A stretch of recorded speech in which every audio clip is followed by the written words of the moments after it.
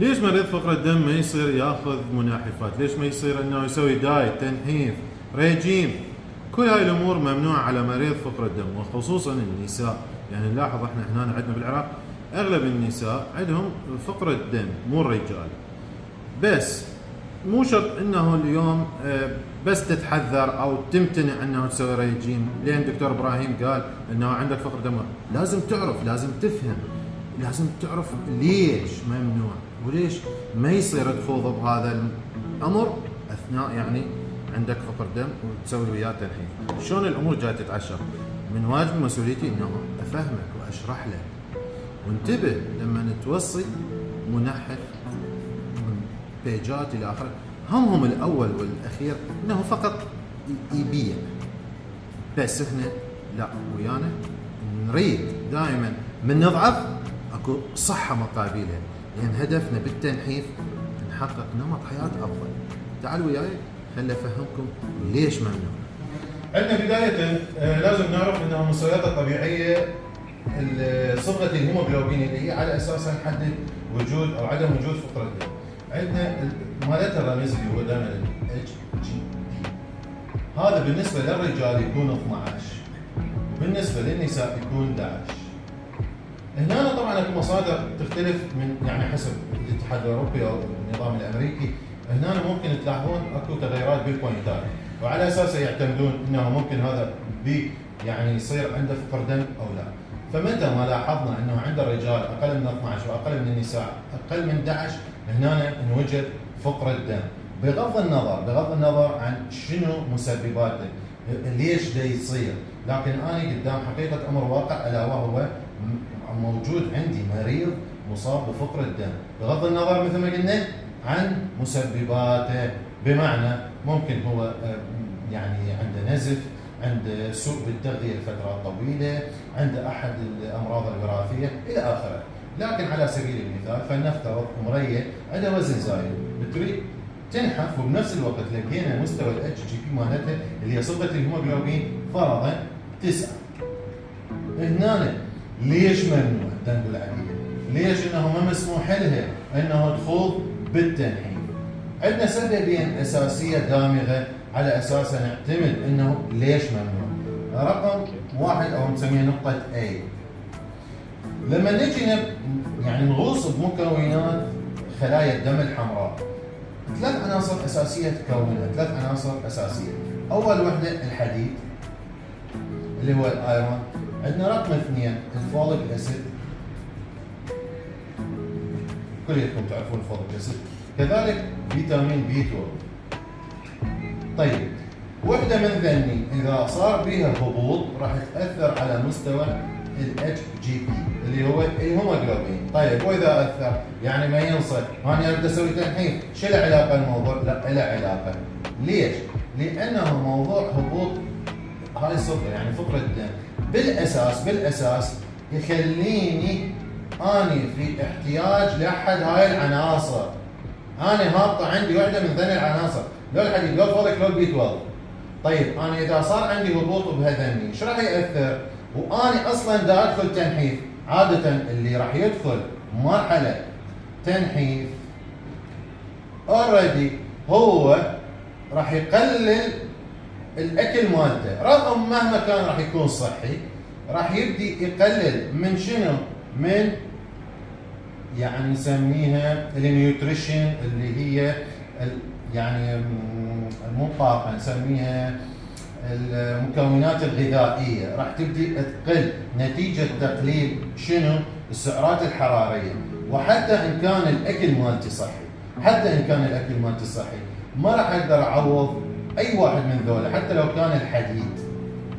على سبيل المثال بتقول لي مثلا اتناول والله خلاه اكل كرفس هوايه، خلاه اكل معلاب، اقول لك ما يعوض النقص اللي حاصل هنا. راح يصير انت اوريدي عندك نقص، يعني المراه هنا هي تعاني من فقر الدم. وكذلك راح نيجي ندخل تنحيف، هنا التغذيه راح تكون هابطه، بمعنى انه يعني النيوتريشن مالتها المكونات الاساسيه ما راح تكون دائما باعلى مستوياتها. ايش راح يصير؟ راح تتضاعف الاثار السلبيه لفقر الدم. طيب شنو هي الاثار السلبيه؟ اقول لك اول شيء الدوخه. مريض فقر الدم هو بالاساس يعاني من الدوخه، طيب وانت سويت له تنحيف، الدوخه هنا تفاقمت وصلت اعلى مستويات، شو تسوي للدوخه؟ من جايه؟ جايه من هبوط بالضغط.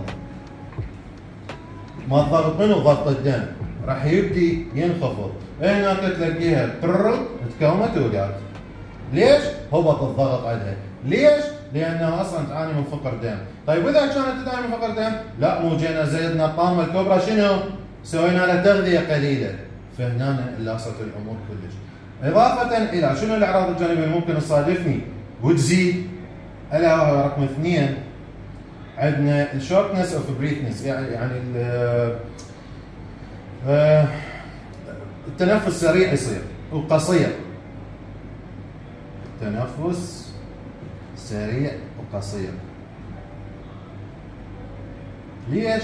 لان هنا ما عندي كريات دم كافيه تنقل الاكسجين، فيسوي هيك هاي كلها راح تاثر عندي. 3 وين بعد؟ كذلك عندي موضوع الخفقان. دائما مرضى فقر الدم يعانون من الخفقان وخصوصا اثناء الجهد. طيب هذا الخفقان راح يزيد لو راح ينقص؟ طبعا راح يزيد، راح يفول. وين؟ لما تسوي له تغذيه قليله بالتنحيف. فهنا هاي العوارض انا في غنى عنها، ما يصير اعرض المريض مالتي الى هاي الاعراض اللي هي ممكن تكون عنده وزايد. طيب لهنا هو بس هذا اللي ممنوع؟ لا، اقول لك نجي على نقطه بي. السبب الاخر اللي هو يتعلق باساس التنحيف نفسه. يعني شنو؟ هذه عندك، خلينا نتخيل خلايا الشحم. هي مو بهالشكل بس مجرد لتوضيح الفكره. خلايا الشحم لما وزنك يبدي ينزل ويستهلكها الجسم كمصدر للطاقه تتحول الى طاقه. هذه طبعا فالدوره عملاقه تدخل بها انواع كثيره من المكونات والانزيمات، لكن بوجود عنصر اساسي وحيوي جدا الا وهو الاكسجين. الاكسجين جدا مطلوب حتى نحول الفات الشحوم الى طاقه.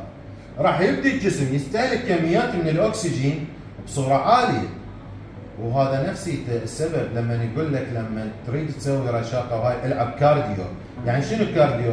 هاي الامور اللي تستنزف بكثره التنفس تخلي عندك سحب الجسم للاكسجين باعلى مستوياته. ليش انت من تركض هيك جسمك يريد يشفط اكسجين، عمليات طاقه تتحرر وبنفس الوقت عمليات ايضيه هوايه كلها تحتاج اكسجين.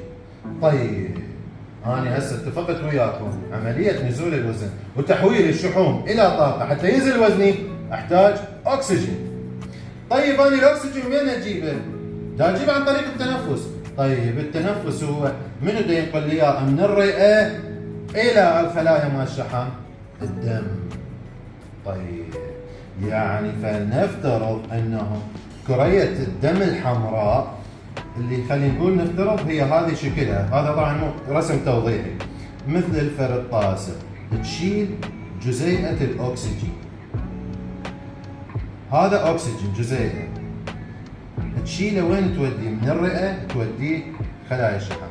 زين اذا هي هاي تعبانة، هاي كرية الدم الحمراء تعبانة مو زينة، راح تجيك بهالشكل ممكن ضعيفة منتهية، تشيل لك جزيئة هالقدوته مال اكسجين مو كبيرة، راح توفر اكسجين للخلايا مال الشحم حتى تتحول الى طاقة؟ لا ما راح يصير. ايش راح تواجه مشكلة هنا اساسية بعملية نزول الوزن؟ ثبات الوزن،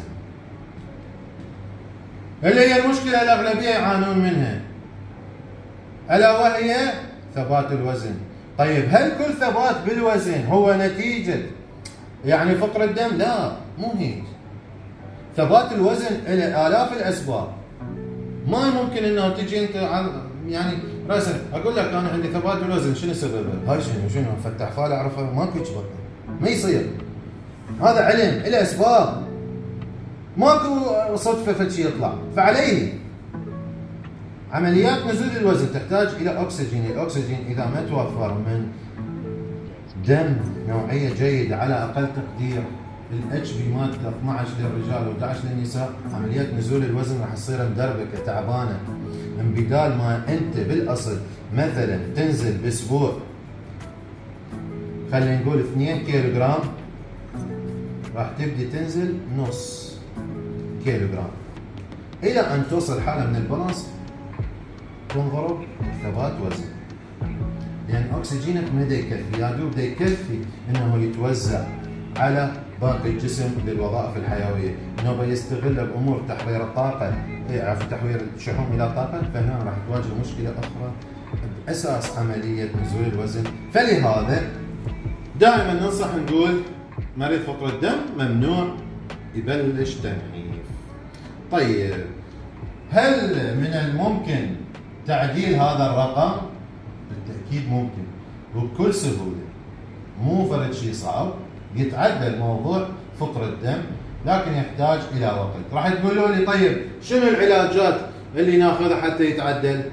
انا اليوم كصيدلي مسؤول عن نقل المعلومه الطبيه بحذافيرها، ما احب اي واحد يعني فهم على شأنه او شيء يتوجه لي بملاحظه انتقاد خطا، لان هاي مسؤوليه علميه صعبه علي، وخصوصا بهالعمر وهالخبره. فعليه العلاجات اللي تعطى لمريض فقر الدم متنوعه وكثيره، ما ممكن اعطيها بمحاضره او شيء، حسب كل حاله بحالتها، لكن بالمجمل العام توجد علاجات تحتوي على الحديد، ومن عندها يجي ابر، وزائدا تيجي شنو؟ حبوب، ويجي من عنده ايضا شراب، كذلك الفوليك اسيد، بي حبوب، بي تراكيز، كذلك البي 12 بي شنو؟ ابر، امبول، زائدا شنو بعد؟ بي حبوب. طيب انت تقول لي شلون اختار هاي؟ انت ما تختار، انت مو وظيفتك تختار، انت مريض، ما ممكن انه تعرف العلم كليته.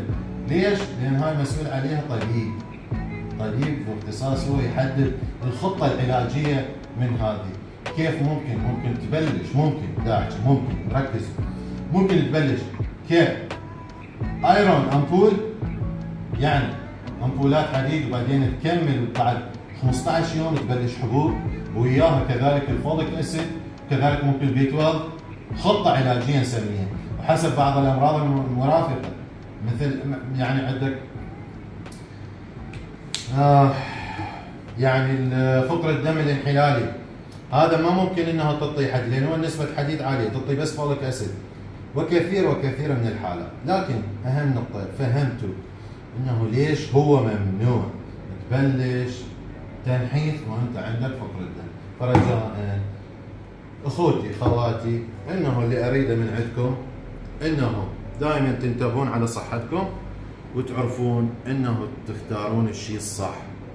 صحتكم غاليه مو رخيصه، صحتكم ثمينه، فلهذا اعتنوا بنفسكم، ومو بس راسا تطلبون، لازم تعرفون وتفهمون. ان شاء الله الكل يستفاد، وتحياتي لكم.